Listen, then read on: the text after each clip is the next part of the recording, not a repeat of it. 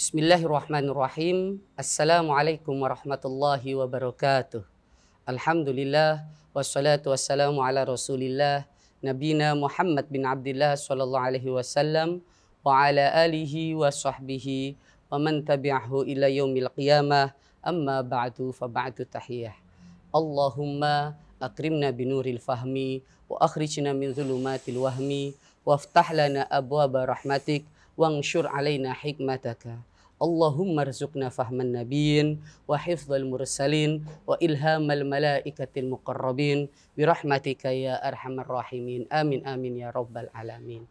Sahabat NU Online yang insya Allah kita selama di bulan Ramadan ini selalu dalam lindungan dan keberkahan dari Allah Subhanahu wa taala. Amin ya rabbal alamin. Pada kesempatan kali ini Al-Faqir Ahmad Mahrus Iskandar akan menyampaikan sebuah kisah atau sebuah hikmah dalam kandungan yang mana tema kita ambil kali ini adalah halal dan haram dari segi tasawuf. Berbicara tasawuf, maka kita tidak berbicara dengan Al-Imam Hujjatul Islam Abu Hamid Muhammad bin Ahmad Al-Ghazali.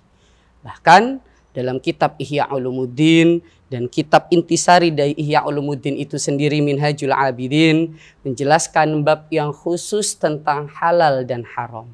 Maka insya Allah Al-Faqir di sini akan menyampaikan sedikit tentang bagaimana al-halal dan haram dari segi tasawuf. Bismillahirrahmanirrahim. Kita berbicara halal dan haram, maka kita pasti ingat dengan sebuah hadis dalam hadis Arba'in Nawawi yang mana dijelaskan al-halalu bayyinun wal haramu bayyinun. Yang mana hadis ini dari Abi Abdin Nu'man yang menjelaskan tentang ketika bagaimana Rasulullah sallallahu alaihi wasallam yaqul al-halalu bayyinun wal haramu bayyinun wa bainahuma umurun mushtabihatun la ya'lamuhunna katsirun minan nas. Hadis dari hadis Arba'in Nawawi yang kita tahu hadis Arba'in Nawawi ini adalah hadis yang sering kali kita baca khususnya di kalangan-kalangan pesantren. Dan hadis Arba'in Nawawi ini mencakup banyak sekali hadis, bahkan Al-Imam Syafi'i ketika menjelaskan tentang al-halalu haramun wal bayyinu wal haramu bayyinun, hadis ini adalah mencakup setengah dari Islam. Kenapa? Karena hadis ini menjelaskan halal itu jelas dan haram itu jelas.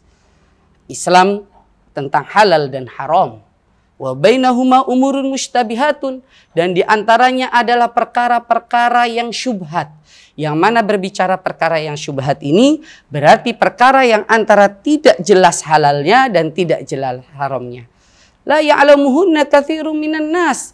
Banyak sekali manusia di kalangan kita yang tidak mengetahui tentang umurun mushtabihat atau barang-barang syubhat ini. Jadi ketika berbicara syubhat ini, maka Rasulullah sallallahu alaihi wasallam menjelaskan, "Wa famanittaqa 'ani syubhat", barang siapa yang menjauhi dari syubhat, maka dia faqad istabara'a li dinihi wa 'irdihi. Maka dia sesungguhnya telah membebaskan untuk agamanya, telah menjaga kehormatan agamanya dan kehormatan harga dirinya. Inilah sampai Rasulullah SAW mewanti-wanti tentang hal yang haram. Lalu dijelaskan lagi di dalam lanjutan hadisnya. Wa man waqa'a fi syubhat waqa'a fil haram. Barang siapa yang terjatuh dalam hal yang syubhat, maka dia terjatuh dalam yang hal haram. Dari sini kita tahu bahwa hal yang syubhat ini banyak sekali mengarah kepada yang haram. Dan Imam Ghazali menjelaskan dalam kitab Ihya Ulumuddin ketika beliau menjelaskan tentang bagian wara'i dalam halal haram, menjaga dalam yang haram dalam 4 tingkatan. Yang pertama al-wara'i fil udul, yaitu menjaga bagi orang-orang yang pemula yang benar-benar bisa memisahkan mana halal dan haram. Mereka adalah bagian yang terendah dalam menjaga dari yang haram. Kenapa? Karena Imam Ghazali menjelaskan menjaga dari hal haram ini hanya fokus ke bagian mereka kalam-kalam ulama, fuqaha, fatwa-fatwa dan ahkam syariah yang jelas. Mereka menjaga dirinya dari hal-hal yang jelas, ini haram, ini halal, yang telah dijelaskan oleh para ulama. Dan yang kedua, Imam Ghazali juga menjelaskan al-wara' lis-shalihin. Yang mana wara' ini bagi orang-orang soleh adalah mereka menjaga dari hal-hal yang ihtimalun ilal haram, yang kemungkinan besar akan masuk ke dalam yang hal-hal yang haram. Inilah yang mana dalam hadis tadi Arba'in Nawawi, wa man waqa'a fi syubhat waqa'a fil haram. Dan barang siapa yang dia jatuh ke hal yang syubhat, maka dia akan jatuh ke dalam yang haram. Pemirsa, orang yang jatuh ke hal syubhat, jatuh yang ke haram, inilah yang dalam Imam Nawawi bagian dari mereka orang-orang bagian yang kedua, orang-orang yang menjaga wara'i bis salihin. Maka selanjutannya karai yar'i ilal huma, dia menjaga yar'i ilal hima, orang penjaga yang menjaga dari lingkaran-lingkaran yang haram. Kalau dia terjatuh, maka dia akan terjatuh ke yang haram. Dan yang ketiga, Imam Ghazali menjelaskan al-wara'i lil muttaqin, yaitu mereka yang menjaga khos buat orang-orang yang bertakwa. Hadis Rasulullah menjelaskan la yadkhulu, orang itu tidak sampai la yabghluhu lil muttaqin, tidak sampai derajat orang bertakwa hatta yadi'a ma la ba'sa bihi hadran lima bi'si ba's, sampai dia menjaga dari hal-hal yang tidak apa-apa karena takut terjadi apa-apa. Ini tingkatan orang-orang muttaqin, menjaga benar-benar, membedakan mana halal dan haram dengan penjagaan yang benar-benar. Dan yang terakhir, derajah wara'i aulia, derajah tertinggi menjaga dari yang haram, yaitu mereka ulama, para waliullah, para sahabah yang menjaga bukan hanya lagi berbicara apakah ini halal atau haram, tidak, tapi melihat segala sesuatu apakah ini ada unsur ibadah atau tidak, apakah ini ada unsur ketakwaan apa tidak. Seperti salah satu kisah Sayyidina Umar bin Khattab ketika beliau sedang sangat haus sekali, beliau dikasih oleh seorang badui minuman yang sangat manis, sangat menyegarkan. Pertama awalnya beliau menerima dan minum, tahu ini rasanya sangat manis dan menyegarkan. Beliau langsung hati-hati menjauhi. Saya takut, karena beliau mengingat bagaimana sabda Rasulullah SAW, ad-dunya halalu hisab wa haramuha iqab.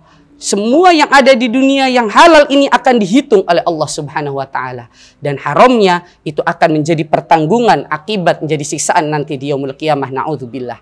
Ini sudah tingkatnya waliullah, menjaga bagaimana agar terjauh dari yang tidak berhubungan kepada Allah dan menjauhi dari segala hal yang tidak berhubungan dengan ketakwaan kepada Allah Subhanahu wa taala.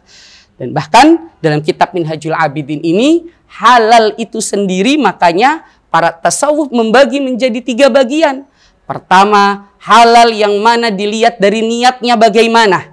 Apakah niatnya lil mufakharah? Karena halal di dunia, inna mata'ud dunya, sesungguhnya kehidupan yang ada di dunia. Kita tahu bagaimana ketika Al-Imam Al-Ghazali dalam kitab Minhajul Abidin ini membagi halal dilihat dari niatnya.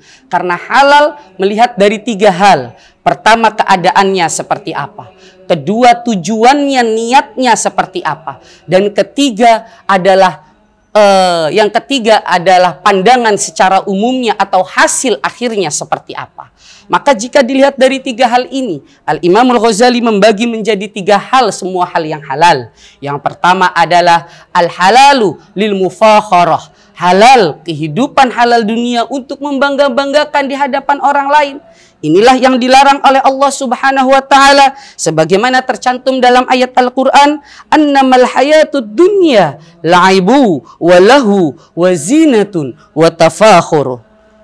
Bahkan hadis Rasulullah SAW menjelaskan, man talabad dunya halalan mubahiyan mukathiran mufakhiran mura'iyan laki Allah ta'ala huwa alaihi khutban. Barang siapa yang mencari halal, niatnya untuk berbangga-bangga, menunjukkan kepada orang lain untuk kesombongan, maka Allah akan bertemunya dengan keadaan Allah marah kepadanya. Dalam hadis lain dijelaskan, Allah la yubali wa la yukallimu. Allah tidak mau peduli dan Allah tidak akan berbicara dengannya. Na'udzubillahi min dzalik. Yang kedua, halal untuk memenuhi keinginan dirinya. Halal untuk nafsu menguatkan atau mengikuti hawa syahwat dan nafsu dirinya. Di sini Al-Imam Ghazali menjelaskan sebagaimana Rasulullah menjelaskan ad-dunya halaluha hisabun wa haramuha iqabun. Dunia halalnya di dalamnya akan ada hitungan tergantung bagaimana kita menyikapi dunia, dan haramnya siap-siap dalam dunia ini akan Allah hitung sebagai siksaan di api neraka. Na'udzubillahi min dzalik. Dan yang ketiga, bagaimana halal ini menjadikan kita taqarrub ilallah. Dengan kehidupan halal ini menjadi perantara, wasilah dan penolong kita semakin dekat dengan Allah. Yang mana tadi bagian keempat dalam kitab Ihya, Imam Ghazali menjelaskan al-wara' lil awliya, yang mana bukan lagi melihat apakah ini halal atau haram, tapi bagaimana melihat apakah ini menjadi pendekatan diri kepada Allah apa tidak, menjadi penguatan diri ibadah kepada Allah apa tidak, ataukah menjadi sebagai beliau-beliau semua orang yang bertakwa kepada Allah atau tidak. Semoga penjelasan singkat ini, halal dan haram menurut tasawuf, membuat kita lebih mengerti lagi dalam menyikapi apa yang halal dalam hidup kita dan apa yang haram dalam hidup kita. Insya Allah semua yang halal dalam diri kita akan membuat kita semakin dekat kepada Allah Subhanahu wa Ta'ala. Dan kita dalam hadis dijelaskan, barang siapa yang mencari harta halal istighfafan anil mas'alah wa ta'atufan anil jar wa sa'yan ala iyalihi, maka laqiyallahu wajhahu kal qamar lailatal badar. Barang siapa yang mencari harta halal untuk menjauhkan dirinya dari meminta-minta, agar menjaga dirinya dari tetangga-tetangganya, bisa berusaha untuk keluarganya, maka dia akan bertemu dengan Allah, wajahnya seperti bulan purnama pada malam Lailatul Badar. Ini dari saya, semoga kita bisa mengambil manfaat, dan kita semua, harta-harta kita semua semoga dijadikan harta-harta yang halal di sisi Allah Subhanahu wa Ta'ala. Amin ya rabbal alamin.